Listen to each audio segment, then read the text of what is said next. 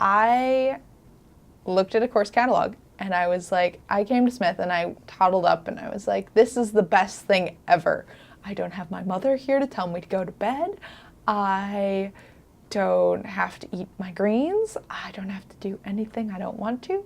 And I want to take all history courses all the time, which didn't work. And I was looking at 200 level courses because I was like, I'm going to take a hard course this semester. It was my spring semester of my freshman year.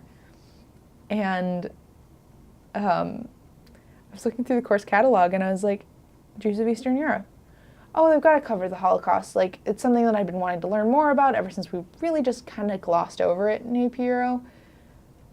I was like, well, maybe I can learn a lot more about it.